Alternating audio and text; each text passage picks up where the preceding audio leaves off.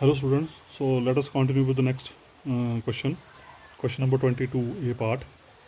What it says, if p is prime integer and a comma b, bracket नहीं यहाँ पे उठा लेनी ब्रैकेट आपने, a comma b be any integers then p divides a into b. ठीक है, अब p प्राइम ध्यान रखना, हालांकि सेम थ्योरम हमने भी पीछे की कि a divides the product of two numbers, a divides b c, then either a divides b, अगर a और b की जीसीडी बना तो a डिवाइड्स c. ठीक है, तो अब वो a इन जनरल नंबर था, p यहाँ पे प्राइम आ गया. बोला कि अगर कोई प्राइम नंबर दो नंबर की गुणा को डिवाइड करता है तो ये प्राइम नंबर दोनों में से किसी एक को ही डिवाइड करेगा. ठीक है, तो अगर कोई भी प्राइम नंबर किन्हीं दो नंबर की गुणा को डिवाइड करता है तो ये प्राइम नंबर दोनों में से किसी एक को सिर्फ डिवाइड करेगा. उसी तरीके से जो बी पार्ट है वो इसी की कंटिन्यूटी है, इसी की एक्सटेंशन है. ये दो के लिए था, वो एन के लिए, कि अगर कोई प्राइम नंबर एन नंबर्स की गुणा को डिवाइड करता है तो वो प्राइम नंबर इन एन में से किसी एक को ही डिवाइड करेगा, कम से कम किसी एक को डिवाइड करेगा. ठीक है, तो ए पार्ट मैं करा रहा हूँ, बी पार्ट तुमने करना किया होगा. इसमें सब कुछ सॉल्यूशन किए हैं, आप देख सकते हैं आराम से. पर ये ध्यान रखना, मैं बार बार बोल रहा हूँ कि जो पार्ट जिस क्वेश्चन के साथ है, कोशिश करें उनके होमवर्क वही करें. इस कॉपी में आगे पीछे की तो आप जब नोट्स बनाएं तो इकट्ठे कर लें उनको. ये पी डिवाइड से देन रिजल्ट इज ऑब्वियस, कहानी खत्म होगी. अगर पी दोनों में से टारगेट तो ये प्रूव करना कि या तो पी ए को डिवाइड करेगा, बी को डिवाइड करेगा. अगर तो डिवाइड करेगा तो खत्म. अगर पी ए को भाग नहीं करेगा तो कह रहा है कि टारगेट प्रूव करना, पी हर सूत्र बी को डिवाइड करना चाहिए. देखते हैं करता नहीं करता. Since P is prime so only devices of P R one and P it sir. पता ही आपको, अगर पी प्राइम है तो उसके दो डिवाइजर होते हैं, वन होगा या फिर पी होगा. आउट ऑफ विच, और जिसमें से ये जो आपका पी जो है वो ए को डिवाइड नहीं करता, वो आप पहले बोल चुके हैं अभी पीछे. अगर पी ए को डिवाइड नहीं करता तो फिर पी की जी सी डी ए के साथ वन होगी, है ना. और फिर वो बेसिक थ्योरम लगा दिया. अगर जी सी डी वन के बराबर तो वन को हम पी और ए के लीनियर कॉम्बिनेशन में लिख सकते हैं. लीनियर कॉम्बिनेशन में लिखने के बाद बी से मल्टीप्लाई कर दिया. बी से मल्टीप्लाई करने के बाद अब जो देर का उसको लेकर चलेंगे. सिंस पी डिवाइड्स ए बी, तो इसका a b equal to some p q. इस ए बी की वैल्यू उठाकर नंबर वन पुट कर दी, जैसे रखी इमीडिएट पी कॉमन आ गया. नाउ क्लियर करते, this is p into k equal to b type to p divides b. यही हमने प्रूव करना. उसका theorem number 23, it is again very important theorem, state and prove fundamental theorem of arithmetic. ठीक है, ये बड़ी important theorem है और बेसिक थ्योरम है. ये भी आगे बार बार यूज होगी, या यूनिक फैक्टराइजेशन थ्योरम भी बोलते हैं इसको. क्या है statement, every positive integer and greater than one can be uniquely expressed as product of primes. बोलता है कि जो भी नंबर इस दुनिया में वन से बड़ा है, जो भी नंबर इस यूनिवर्स में, every number which is greater than one is always written as, ये बड़ा भारी इंपॉर्टेंट रिजल्ट है, and uniquely written as expressed as product of primes. आप जो मर्जी नंबर उठा लो, ये अब आपके लिए एक नई चीज़ है यहाँ पे. आज तक आप लोगों ने भी कभी ध्यान नहीं दिया होगा, ना कभी उसकी प्रभाव हमारी, पर अब आपको ये ध्यान रखना पड़ेगा कि every number can be written as product of primes. जैसे फॉर एग्जांपल 20, जैसे 20 ले रहा हूँ मैं, तो 20 का मतलब 20 को आप कई तरीकों से लिखते हैं, 4 इंटू 5 है ना, 10 into 2, but these are not the factors. क्या बोला हमने, जो भी नंबर वन से बड़ा होगा उसको हमेशा हम प्राइम फैक्टराइजेशन में लिखेंगे. ये पक्का बनेगी हर नंबर के. Every number has prime factorization. हो सकता है कि वो सारे प्राइम डिस्टिंक्ट हो सकता है कि वो प्राइम आपके, रिपीट कर रहा हूँ, you can't write B 20 as 4 into 5 या 10 इंटू 2. ठीक है जी, the factor of 20 are always ये, and this is always unique. This is very important. यही फैक्टर होंगे इसके प्राइम, और कोई नहीं होगा इसके अलावा. तो ये आप ध्यान रखेंगे आज के बाद. आप जो भी नंबर वन से बड़ा है उसकी हमेशा हमारे पास प्राइम फैक्टराइजेशन होगी, and it is always unique. Case number one, when n is prime. अगर एन प्राइम है तो कहानी खत्म होगी, है ना. अगर एन कॉम्पोजिट है तो ले लिया, कॉम्पोजिट है तो उसके दो फैक्टर ले लिए. N equal to p one into p two, there p one lies between one and n, p two lies between one and. ये आप देख सकते हैं. ठीक है ना, जैसे मैंने 20 लिया तो 20 को वी कैन राइट कैसे लिखा मैंने, 4 इंटू 5. तो इसका मतलब क्या हुआ, ये 4 भी 20 से छोटा है, 5 भी 20 से, मतलब जो फैक्टर होंगे वो उससे छोटे होंगे, वन से बड़े होंगे और इससे छोटे होंगे. तो वही लिखा हमने, ये जो फैक्टर्स हैं वन से बड़े होंगे और एन से छोटे होंगे. अब ये जो दो फैक्टर आए, मान लिया इसमें P1 प्राइम है. अगर P1 प्राइम है, इफ़ P2 इज़ प्राइम, अगर P2 भी प्राइम हो गया तो हमारा काम ही खत्म हो गया, थ्योरम प्रूव होगी. ठीक है, अगर P2 कॉम्पोजिट है तो इसका मतलब P2 अगर कॉम्पोजिट है तो P2 को फिर हम P3 इंटू P4 लिख सकते हैं. फिर दोबारा से P3 की वैल्यू P2 से छोटी होगी, P4 की वैल्यू P2 से छोटी होगी. अब P2 को हमने P3 इंटू P4 लिख दिया. ठीक है, आगे फिर अगर P3 प्राइम है, मान लिया P3 प्राइम है, अगर P4 प्राइम है तो प्रूफ हमारा यही खत्म हो जाएगा. अगर P4 प्राइम नहीं है तो उसका मतलब P4 कंपोजिट हुआ तो उसका मतलब फिर आपको प्रोडक्ट में लिखा जाएगा, और आप इस तरीके से चलते रहेंगे, और तब तक चलते रहेंगे जब तक कि कंपोजिशन खत्म ना हो जाए, कंपोजिटनेस खत्म ना हो जाए। और जैसे कंपोजिटनेस खत्म होगी इमीडिएट आपका नंबर जो है वो प्राइम फैक्टराइजेशन में आ जाएगा। ठीक है जी। जैसे फॉर एग्जांपल मैं भी ये बात कर रहा था कि जैसे मान लो आपने नंबर लिया 100, तो 100 को वी कैन राइट 10 इंटू जैसे 50 इंटू 2। ठीक है, ये फिर अगर 2 प्राइम है, अगर 50 प्राइम होता तो कहानी खत्म हो गई थी। अगर 50 प्राइम नहीं तो 50 को फिर हम कैसे लिख सकते हैं 10 इंटू 5 इंटू 2। अब 5 ये इसकी तो कहानी खत्म होगी। अब 5 प्राइम है, अगर 10 प्राइम होगा तो हमारा काम खत्म। अगर 10 प्राइम नहीं है तो 10 को फिर हम लिख सकते हैं कैसे 5 into 2 into 5 into 2, 5 into 2 already लिख सकते हैं। और ये देखो आपके पास ये अल्टीमेटली जैसे जैसे आप बढ़ते जाएंगे लास्ट फाइनल स्टेज में सारे के सारे प्राइम बन जाएंगे यहाँ पे। So this is the proof. अब यूनिकनेस का मतलब है कि अगर ये प्राइम फैक्टराइजेशन है, जैसे मैंने ये बात की, अगर 100 की प्राइम फैक्टराइजेशन ये है तो यही रहेगी और कोई नहीं होगी। ठीक है, चाहे प्राइम नंबर आप रिपीट कर रहे हैं। तो uniqueness is possible at n equal to p1 p2 so on pn and n equal to q1 p2 so on pn, है ना। हमने मान लिया कि इसकी 2 प्राइम फैक्टराइजेशन है, एक ये आ गई और एक ये आ गई। तो अल्टीमेटली अब रह गया प्रूव करने को कि every p i is equal to every q i, 2 prime factorization of n where each p i and q i are prime. तो क्योंकि दोनों n के बराबर हैं तो बेसिक कंसेप्ट हैं सारे, तो दोनों बराबर हो गए आपस में, है ना। उसके बाद इसको मैंने कुछ P1 इंटू लाइक दिस लिख दिया। अब ये आपका डिवीजन एल्गोरिथम की प्रॉपर्टी बन गई, A into b equal to x, तो A divides x, P1 divides this. But here क्या है, इफ़ P1 डिवाइड्स दिस, अभी थ्योरम के पीछे आपने if P1 divides this then P1 must divide one of this numbers, है ना। P1 must divides one of this QI, तो let P1 divides Q1। ठीक है, तो P1 Q1 के बराबर हो गया, P1 प्राइम है ना, तो P1 इक्वल टू Q1, तो P1 Q1 के बराबर होगा, तो P1 Q1 कैंसिल हो गए। तो बाकी क्या रहेगा फिर P2 से लेके n तक, Q2 से लेके n तक, तो P2 P3 so on Pn equal to Q2 P3 so on Qn। फिर वही, अब फिर इसको ब्रैकेट लगा दी, तो P2 डिवाइड दिस, ये P2 डिवाइड दिस, तो इसका P2 इसमें से किसी एक QI को डिवाइड कर गया, तो मान लो P2 Q2 को डिवाइड कर गया, क्योंकि P2 प्राइम है Q2 प्राइम है, तो दोनों बराबर हो जाएंगे, तो P2 Q2 भी कैंसिल हो जाएंगे, एंड प्रोसेस गोज ऑन, इस तरीके से सारे नंबर आपके कैंसिल हो जाएंगे। तो अल्टीमेटली क्या हो, P1 इक्वल टू Q1 हो रहा है, P2 इक्वल टू Q2 हो रहा है, P3 इक्वल टू Q3 हो रहा है, and finally we get Pn equal to Qn, hence representation is unique. उसके बाद जो नेक्स्ट क्वेश्चन है 25, ये कहीं आप अगर देखें तो 7वीं 8वीं के बच्चे कर रहे हैं अब इस तरह के क्वेश्चन को, और ये आपको भी पूछा गया पेपर में। तो मैं अंडर रूट पी आपको करवा रहा हूँ, बाकी न्यूमेरिकल आपने खुद देख लेना। ठीक है, बिकॉज ऑल आर प्राइम, तो पी की जगह बस वैल्यू रखनी है अपने, और कुछ नहीं करना। तो बोलता है प्रूव करना है कि under root P is irrational for any prime P. आप जो मर्जी पी की वैल्यू प्राइम ले लो, it is always irrational number. अगर ये प्राइम नंबर, अगर यहाँ पर प्राइम नंबर का अंडर रूट लेंगे तो हमेशा इर्रेशनल नंबर होता है, वैसे स्टैंडर्ड होता है, अपने याद कर लेना इसको। प्रूव करने का तरीका हम उल्टा लेके चल पड़े, हमने मान लिया कि अंडर रूट पी जो रैशनल है, रैशनल है तो ऑटोमेटिकली ए बटा बी टाइप का होगा। अब रैशनल नंबर की डेफिनेशन आपको पता है, नंबर 1 ए बटा b type, number 2 b is non zero, number 3 a और b integer, number 4 which is very important GCD of A b equal to 1। It is very important. ये तब तक rational नहीं होगा जब तक इनके बीच में जीसीडी 1 ना आ जाए, ये ध्यान रखना खास। तो क्रॉस मल्टीप्लाई किया, दोनों साइड स्क्वायरिंग कर दी, अब प्रोसीजर चल रहा है हमारा आगे। Now a square equal to b square into p, तो इसका p divide a square, even b square divide a square, पर मुझे बी की टर्म में बात करें तो मैंने पी डिवाइड ए स्क्वायर दे दिया।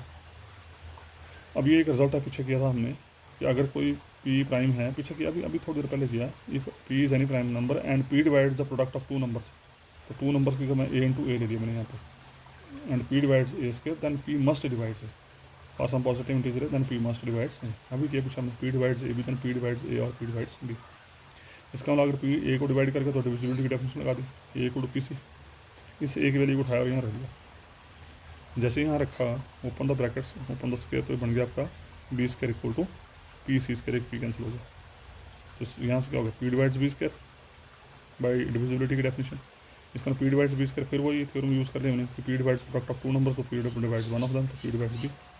तो क्या देखा आपने, पी ए को भी डिवाइड कर रहा है, पी बी को डिवाइड कर रहा है, लेकिन आप ऊपर क्या बोल रहे हैं, ए और बी के बीच में कॉमन कुछ भी नहीं है, GCD of A B is equal to 1, लेकिन यहाँ से क्या हो रहा है P divides A and P divides B, contradiction. इसका मतलब कॉन्ट्रोडिक्शन, तो कहने का मतलब P is not rational number, तो root P is irrational number. ठीक है, तो ये आगे न्यूमेरिकल्स हैं on the basis of this theorem, तो यू कैन डू इजीली, ये आपने देख लेना है। ये अब ये आपके जो पीछे मैंने अभी क्वेश्चन नंबर 20 में जीसीडी वाले क्वेश्चन कराए, वो होमवर्क हैं सारे, ये यहाँ किए हुए हैं, तो ये तुम देख लेना। ठीक है। उसके बाद अगला क्वेश्चन, ये बड़ा इंपॉर्टेंट क्वेश्चन है, फिर से कई बार पेपर में आया हो। Prove that number of primes are infinite. Very important question, very very important, कि नंबर ऑफ प्राइम्स होते हैं वो इनफाइनाइट होते हैं। Second part, prove that there are infinite number of primes of the form 4k+1 और 4k-1। ये भी इंपॉर्टेंट क्वेश्चन है कि ऐसे there are so many points, there are infinite number of primes, इनको हम 4k+3 या 4k-1 की फॉर्म में लिख सकते हैं। और ये चीज़ें हम शुरू में डिस्कस कर चुके हैं सारे, ठीक है। There are infinite number of primes of the form 6k+5 और 6k-1, you can do easily. तो ये पार्ट मैं करवा रहा हूँ आपको। If possible let there are only finite number of primes, हम उल्टा लेके चल पड़े, अगर संभव है तो वहाँ पर सिर्फ फाइनाइट नंबर ऑफ प्राइम्स है, ठीक है जी। ले लिया हमने P1 P2 सोन P, यही है प्राइम नंबर और कोई नहीं, with the set of all primes. उसके बाद क्या किया मैंने, इन सारे प्राइम्स को गुणा कर दिया, और गुणा करके कोई नंबर बनेगा, say that number is equal to. अब आप सोच सकते हैं मुख्य जबानी जैसे 2 गुणा 3 गुणा 5 गुणा 7 गुणा करके कोई नंबर बनेगा, उसको हमने बोल दिया ए। उसके बाद क्या किया मैंने, इस ए में 1 जमा कर दिया, तो बी A+1 हो गया। A+1 का मतलब बी की वैल्यू 1 के बराबर नहीं है ना, 1 के बराबर नहीं है, इसका 1 से बड़ी है, since b is positive integer, क्योंकि सारे प्राइम पॉजिटिव हैं, गुणा पॉजिटिव होगी तो b positive integer greater than 1। और अभी आपने फंडामेंटल थ्योरम पीछे प्रूव की, बट दैट थ्योरम सेज कि if b is any positive number greater than 1 then it has always prime factorization, ठीक है। By fundamental theorem of arithmetic b must have prime factorization. But अब देखो जरा, उस theorem के अनुसार बी के पास प्राइम फैक्टराइजेशन होनी चाहिए, मतलब इस A+1 की प्राइम फैक्टराइजेशन होनी चाहिए। लेकिन अगर आप इस A+1 को इसमें से, क्योंकि हमारे पास यही प्राइम है, इसके अलावा और कोई प्राइम नहीं, अगर A+1 को इसमें से किसी भी प्राइम के साथ डिवाइड करें तो क्या होगा, सोच सकते हैं आप। जैसे मान लो मैंने प्राइम ले लिया 2 × 3 × 5 × 7, फिलहाल 4 ही ले लिए, इन 4 की गुणों को नाम दे दिए थे मैंने ए, तो 3 दूनी 6 5 30 30 7 31, ये बन गया 210, है ना, ये बन गया 210। तो बी के लिए हमने A+1 बन गया 211। अब ये बोल रहा है कि ये जो बी है, फंडामेंटल थ्योरम ये बोलती है कि इस 211 के पास हमेशा प्राइम फैक्टराइजेशन होगी, हमेशा होगी। लेकिन यहाँ क्या हो रहा है, हमारे पास तो सिर्फ यही प्राइम है, इसके अलावा और कोई प्राइम है ही नहीं है ना। अब देखो अगर यही प्राइम है, फंडामेंटल थ्योरम बोलती है कि इसके पास प्राइम फैक्टराइजेशन होगी, तो प्राइम फैक्टराइजेशन होगी तो इसका मतलब इन्हीं में से कोई इसके फैक्टर होंगे या सारे होंगे। जब आप इनमें से किसी भी प्राइम से इसको डिवाइड करेंगे, करके देख लो आप, रिमाइंडर हमेशा आपका 1 बचेगा। अब 2 से डिवाइड करेंगे तब भी बनेगा, 3 से डिवाइड करेंगे तब भी बनेगा, करके देख लो चाहे आप। इसमें से जिस भी प्राइम से आप डिवाइड करेंगे, और ध्यान रखना इसी से करेंगे जो आपने लिए हैं फाइनाइट प्राइम, उससे बाहर जा नहीं सकते आप, क्योंकि हमने रिस्ट्रिक्ट कर दिया हमारे पास इतने प्राइम नंबर और कोई है नहीं। तो जब इनमें से किसी भी प्राइम से इसको डिवाइड करेंगे तो remainder is always equal to 1, वही भाषा लिखी आगे। But when b is divided by some pi belongs to s, I varies from 1 to n, then remainder is always 1। इसका मतलब अगर रिमाइंडर बच रहा तो फैक्टर होंगे नहीं, फैक्टर का मतलब ये होता है कि रिमाइंडर जीरो, क्योंकि जब तक रिमाइंडर जीरो फैक्टराइजेशन की बात नहीं कर सकते आप। लेकिन b has no prime factorization which is contradiction to the fundamental theorem. लेकिन फंडामेंटल थ्योरम बोलती है कि हर एक नंबर की प्राइम फैक्टराइजेशन होती है, जिसका number of primes are infinite, ठीक है। तो इंपॉर्टेंट है रिजल्ट, आसान है, कोई दिक्कत नहीं है। उसके बाद आया अब एलसीएम। अब एलसीएम क्या है, एलसीएम भी आपने छोटी क्लासेस में पढ़ा है, least common multiple. Least common multiple, ध्यान रखना, जीसीडी में क्या था, greatest common divisor, common divisor में सबसे बड़ा, वहाँ कॉमन डिवाइजर में सबसे बड़ा था, यहाँ पे कॉमन मल्टीपल में सबसे छोटा, ठीक है। तो थोड़ा सा ध्यान रखेंगे आप यहाँ पे, the least common multiple of 2 non zero integers a and b, ध्यान रखना, फिर non zero integer, 2 non zero integers a and b is denoted by LCM.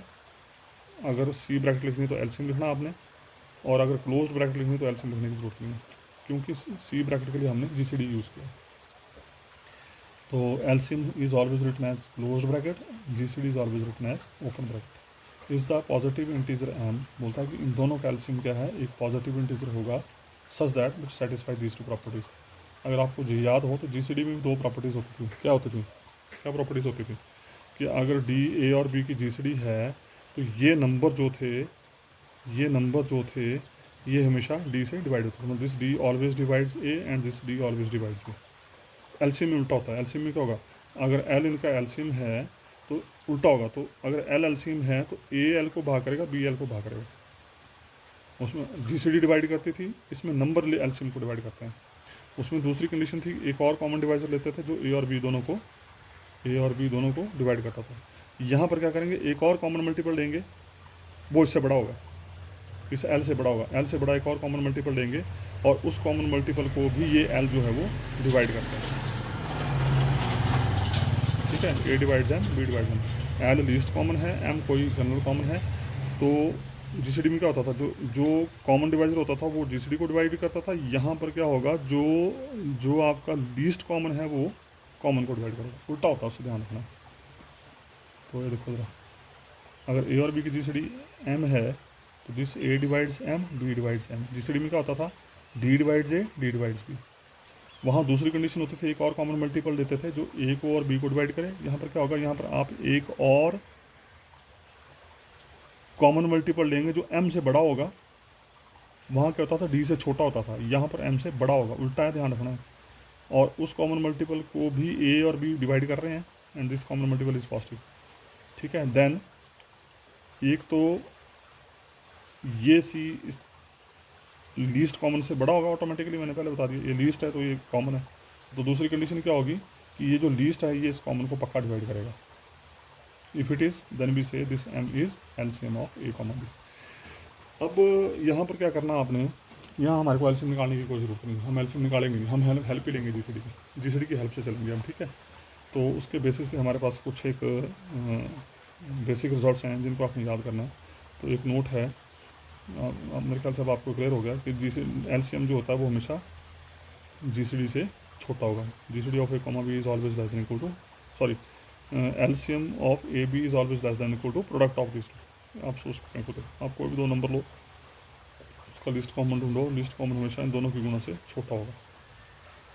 ठीक है, ये एक स्टैंडर्ड रिजल्ट है, इसको करने के बाद आपने ए और बी अगर कोई आपके पास दो पॉजिटिव इंटीजर हैं तो उन दोनों की जीसीडी और दोनों के एलसीएम को आपस में गुणा करें, तो गुणा करके क्या बनेगा, उन दोनों नंबर की गुणा, मतलब the multiplication of two number is always equal to multiplication of their GCD and LCM. अब मैं जैसे आपको बोल रहा था कि एलसीएम के क्वेश्चन करने के लिए हमारे पास कोई तरीका नहीं अप्लाई करना, हमने सीधा जीसीडी को यूज़ करना। तो क्या करेंगे, इस थ्योरम को अप्लाई करेंगे। जैसे आपको पूछ लिया कि ए और बी का एलसीएम निकालो, तो आप क्या करेंगे, उस ए बी की जीसीडी निकालो। ठीक है, उन दोनों ए बी की गुणा निकालो, एलसीएम निकल गया। एलसीएम क्या हो जाएगा, ए बी बटा GCD of A comma b. तो ये तरीका बेस्ट रहेगा आपके लिए। उसी तरीके से ये नेक्स्ट अगले पार्ट हैं इसके, LCM of A comma b is equal to a b if and only GCD of A comma b equal to 1। ये भी बड़ा इंपॉर्टेंट रहता है, पता ही है।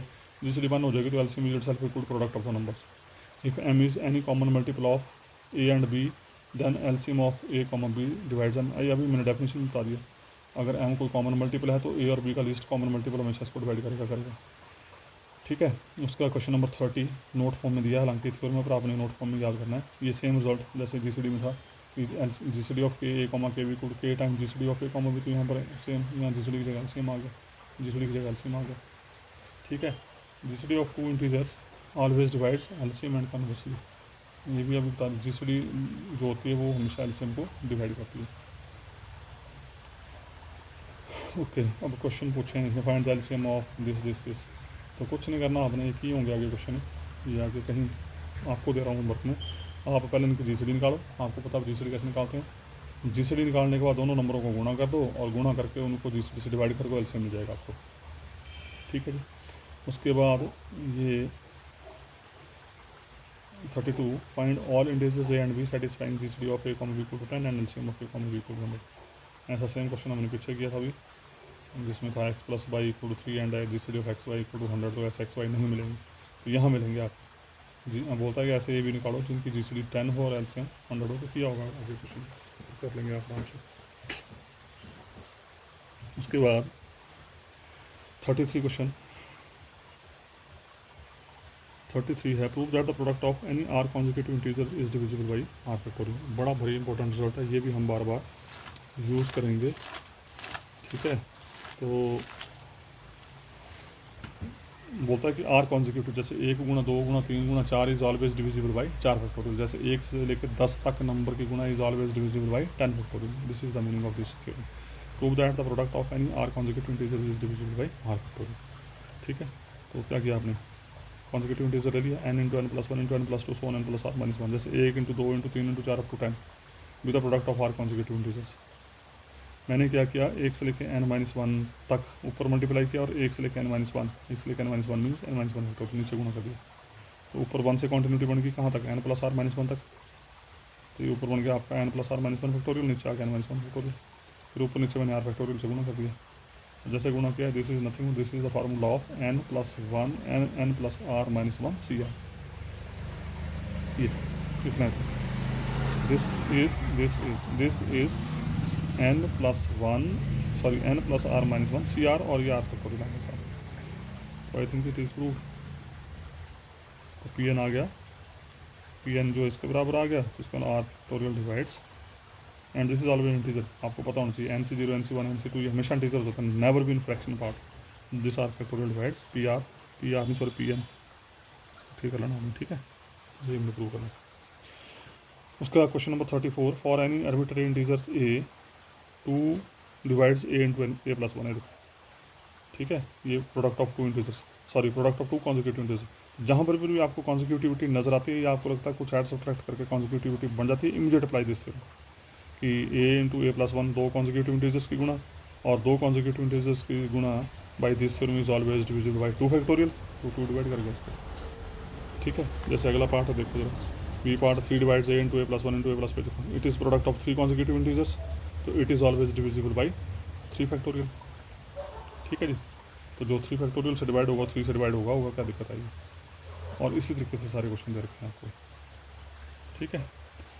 उसके बाद theorem number 35 again note form में है, any positive integer n greater than 1, any positive integer n greater than 1 can be written uniquely in canonical form. इसको बोलते हैं कैनोनिकल फॉर्म में, जो मैं आपको बता रहा था, अभी समझा रहा था कि जो नंबर्स होते हैं, जो भी नंबर होंगे n से बड़े, सॉरी 1 से बड़े, उनको हम हमेशा प्राइम फैक्टराइजेशन में लिख सकते हैं, whether these primes are distinct और दीज प्राइम्स आर रिपीटेड, इसमें कोई this is called canonical form, याद रखना कैनोनिकल फॉर्म आगे यूज़ करेंगे आप।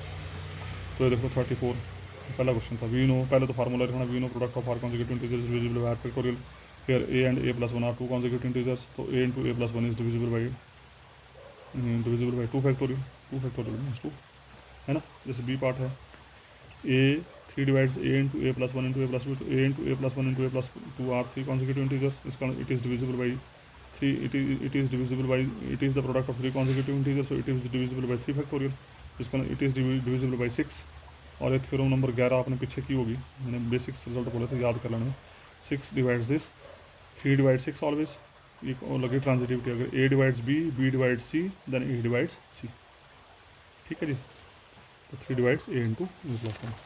तो आई थिंक बाकी क्वेश्चन अब आप कर लेंगे खुद, इनको नज़र मार लेनी है आपने, आपको पता लग जाएंगे सारे, आराम से समझ आ जाएंगे, तो यू कैन डू ईजिली, ठीक है जी। तो आई थिंक इसके साथ ये टॉपिक आपका GCD का ख़त्म। तो ये सारे आपके जितने भी सॉल्यूशंस पीछे हैं, जो क्वेश्चन मैंने छोड़े हैं बीच में, आप कोशिश करें इनको एक जगह टैग करें, ठीक है। Okay, thank you. और इसी के साथ ही GCD का टॉपिक ख़त्म, और उसके बाद फिर शुरू करेंगे हम, नेक्स्ट टॉपिक है डाइफेंटाइन इक्वेशन। Thank you.